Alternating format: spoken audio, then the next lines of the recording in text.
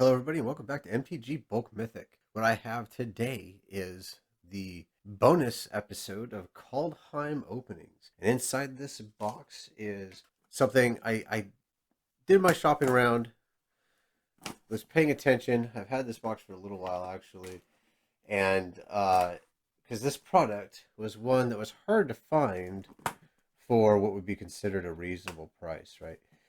What these are the Kaldheim commander decks. So there were two commander decks with the Kaldheim release. Originally, they went on to Amazon, so Wizards of the Coast doesn't do MSRP anymore.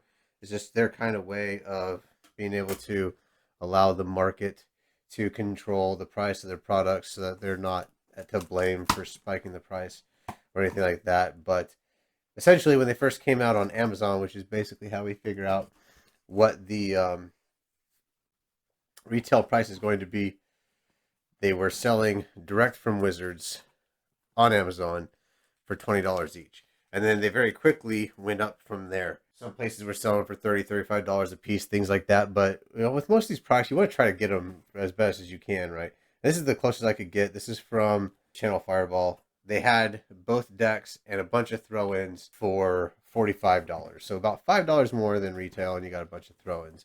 So I went ahead and picked that up. It seemed like the best deal, the closest I was going to get to retail. We'll go through what a lot of the extra goodies in here are as we go through it. But let's go ahead and pull this out. I'm trying to be extra careful just so I don't accidentally show the invoice in I don't want to dox myself, my own personal information going out there. I was pretty careful to make sure that the side of the box that's showing the camera isn't the one with the label. But there should be, well, I guess there isn't a paper invoice in here. Doesn't appear, so we'll get these things out of the packing peanuts out of the way. And these are the two commander decks, right? So there's Elven Empire right here, and the Phantom Premonition. Now for me, the one that I'm really looking at is this Lathral Blade of the Elves commander deck, so I can build an Elves commander deck, tribal themed, and this already has a lot of really good pieces in it. But before we get into these, let's kind of look at how they kind of help balance out that extra few bucks and the shipping. So we get some of these cool Ultra Pro token counters. So these are all foil, by the way. I've got a pirate, a demon, a Karn, and an ooze. So you can use these to count things like life totals or count the number of tokens that you have, things of that nature, powers and toughness. See how it goes. These have 3 wheels on them. So we have 2 wheels down here and a wheel up here. So for Karn, if you want to use it to count your life total and count his loyalty, for oozes, how many ooze tokens you have and how big they are, so on and so forth. If you're making pirate tokens or demon tokens, they're pretty versatile. It's an interesting product. They didn't sell really well. I really haven't seen too many of these actually sell. They would come in like a pack of 3 or 4 with one that has this foil treatment and several others that are non-foil, all of token types that are in the current set, and it's supposed to be like another booster pack kind of thing, and they were expecting to be collectible. Didn't really take off, but they're not useless. So kind of a neat little throw-in. But here's where the real value is right here. So I get a pack of Magic Fest basic lands.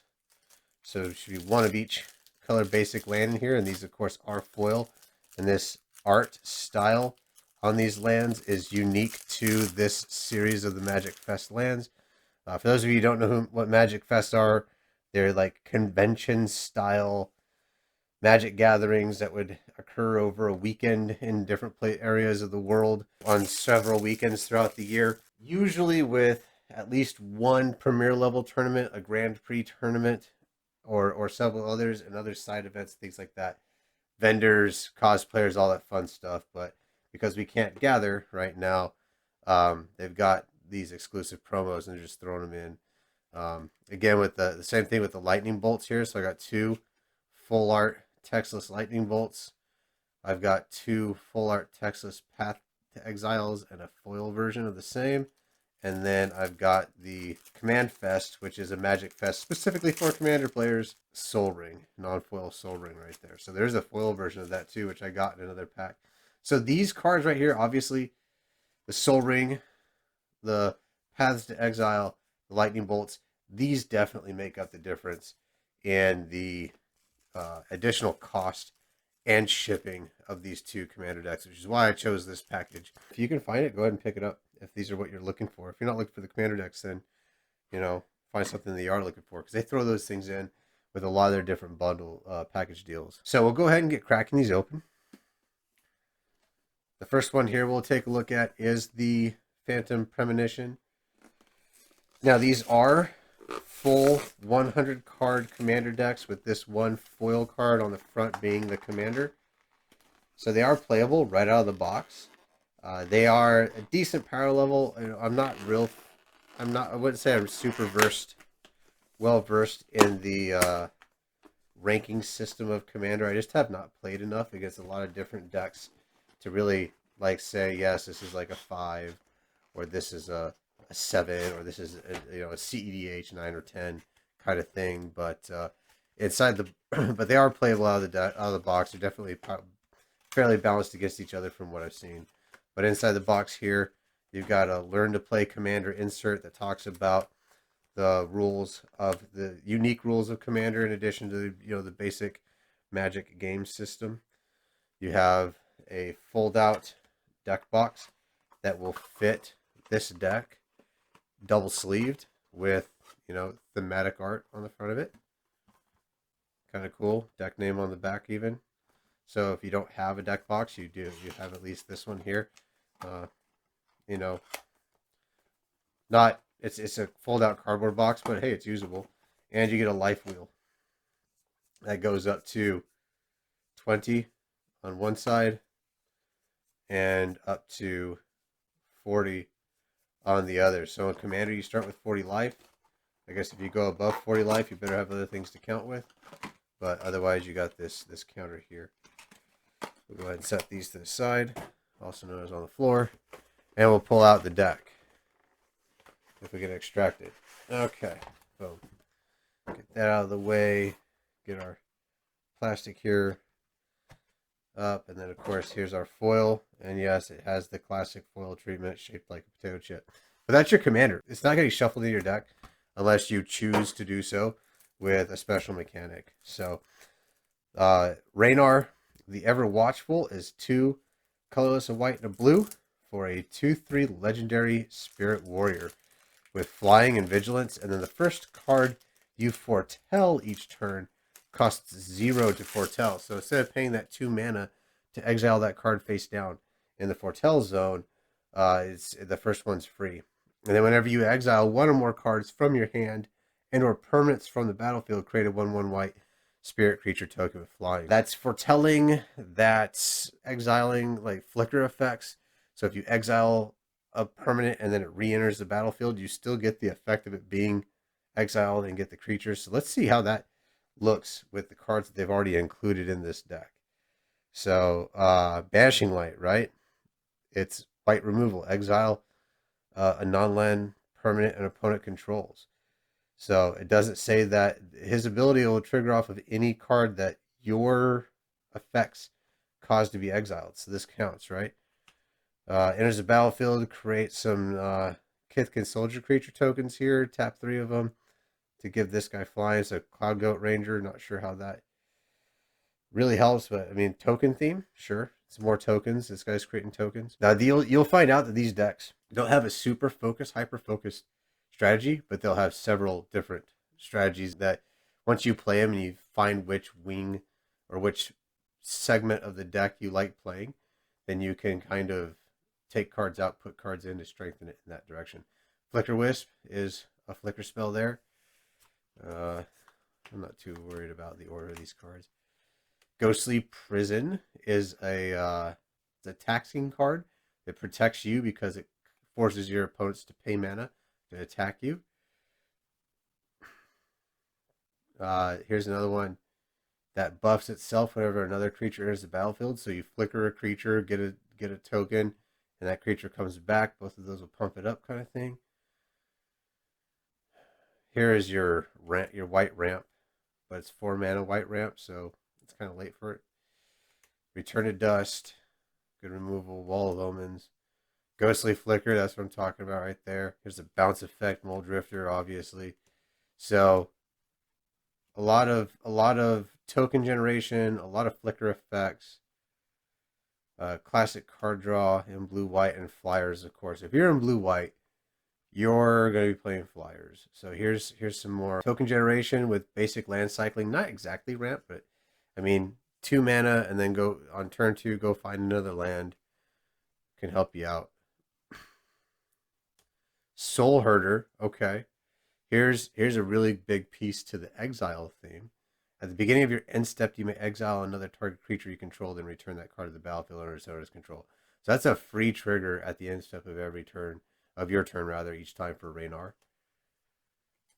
Pumping your flyers, of course. The arcane. Here's your signets for your ramp and fixing. Burnished Heart, because blue white doesn't have really anything else to do with ramping. So Burnished Heart's really good ramp for those colors that aren't green, essentially.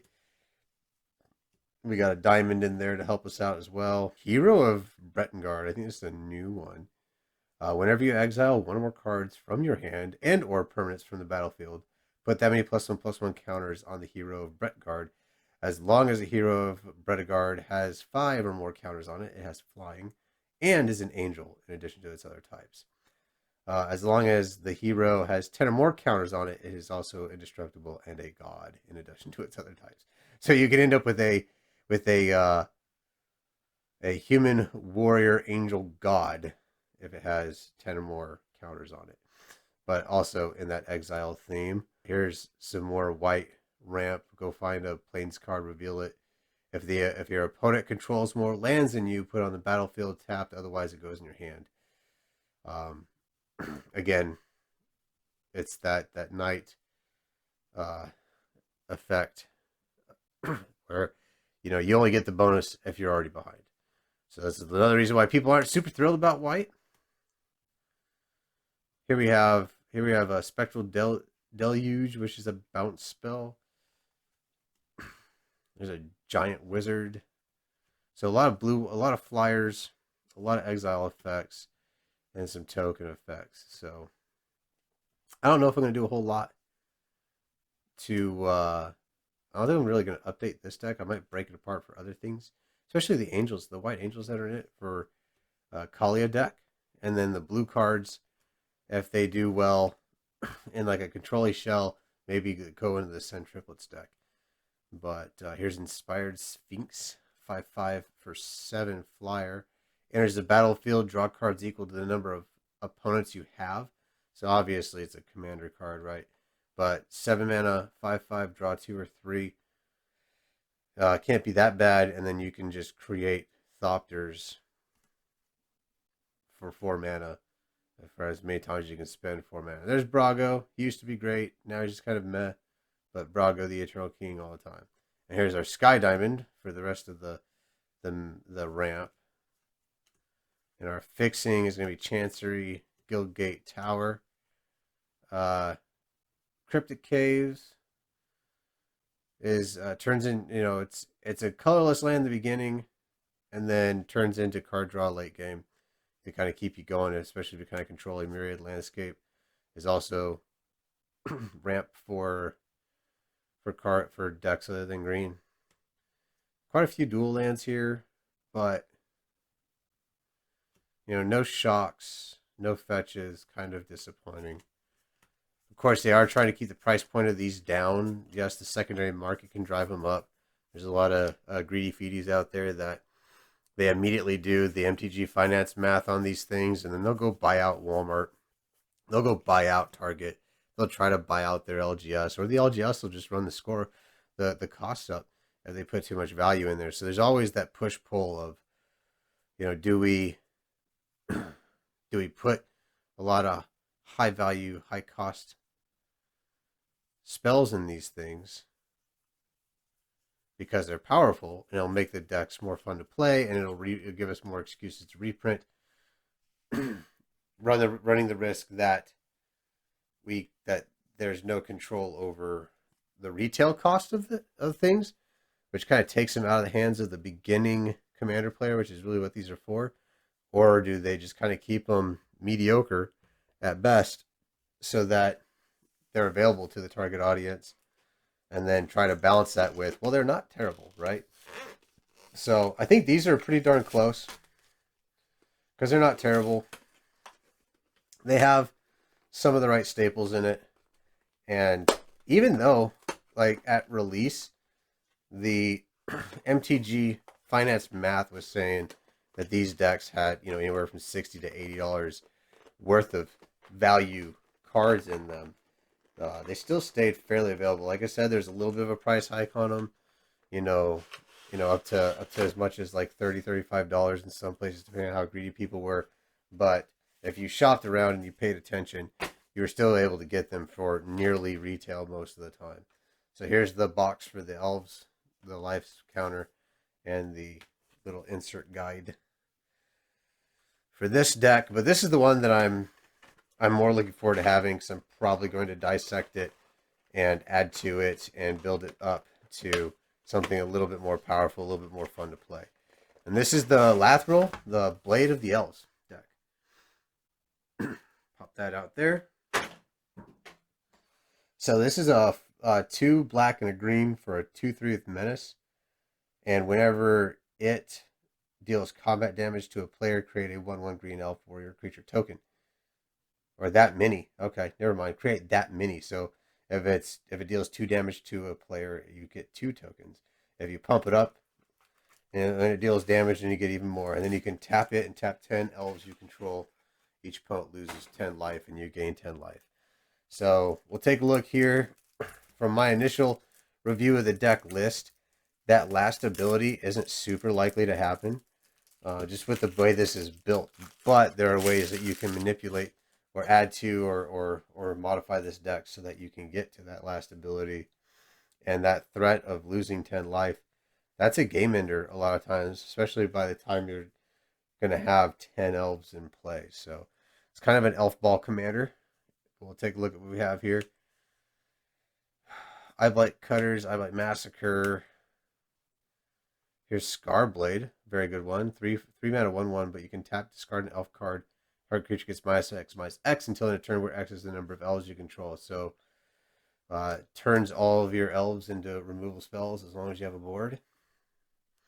A lot of utility elves in here. And then, of course, ways to pump the team, because that's how Elf Ball works.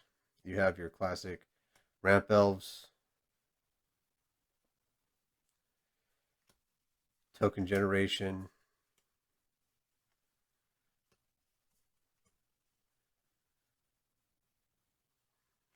going wide, right? That's what you want to do. Utility. Yeah, this is definitely Elf Ball. Target creature gets +X until a turn where X is the number of elves on the battlefield.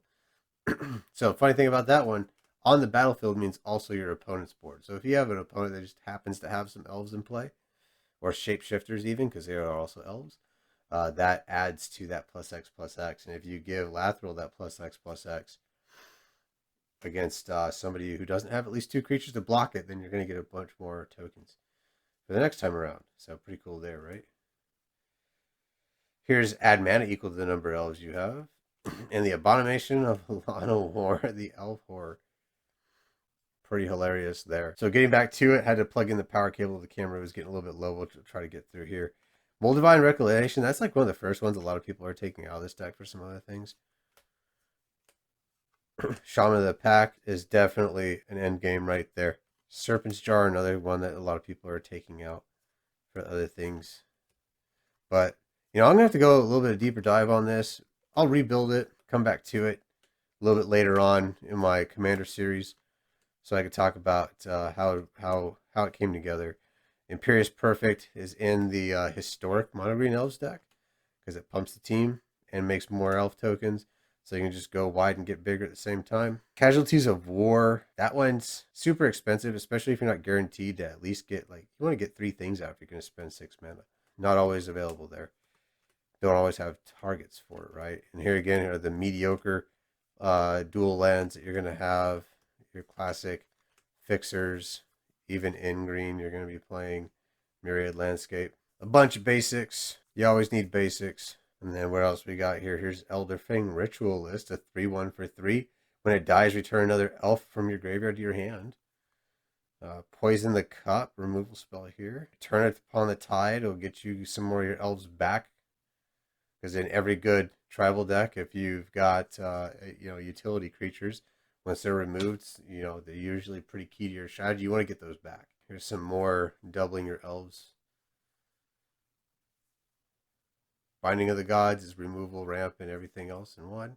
And there's Herald. So Herald and Lathral are basically, depending on how you want to do this, they're kind of interchangeable in this deck. And then you have your tokens. So a bunch of elementals, a bunch of servos, and I'm sure on the back they are all elves. Yes, they are all elf warriors. All right. So all the tokens that you will probably need more of anyway. So, depending on how you want to build out this deck, you can interchange Herald and Lathral, or maybe even go find another Golgari elf, legendary elf to throw in there as your commander, depending on how you want that utility to go. Crater Hoof Behemoth is usually an add-in onto this. Azuri, yeah, because he got perfected, if you will, by the Craters later on, and he has his own commander deck even. So, but he's blue-green in that one. But anyway, glad I got these for a decent price. Those throw-ins were pretty good. Like I said, shop around. Don't let you want to support your local game store as much as you possibly can. But when it comes to your money, you gotta use it wisely. So, shop around, get the things that you can. If you like these decks or whatever, give me some ideas of what I can change in and out of them, so I can try to rebuild them, at least the Lathral deck, and then I'll come back to you guys with a little bit more polished product later on and show you what I was able to get out of it. It's a little bit different. Again, bonus episode for Kalheim. Pretty soon we're going to be moving on to Strixhaven once that stuff comes in here in a couple of weeks. I got a couple other videos other than product openings that I want to show you guys.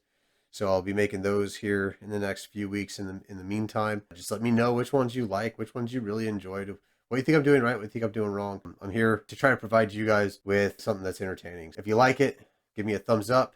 If you want to see more, subscribe, check the back catalog.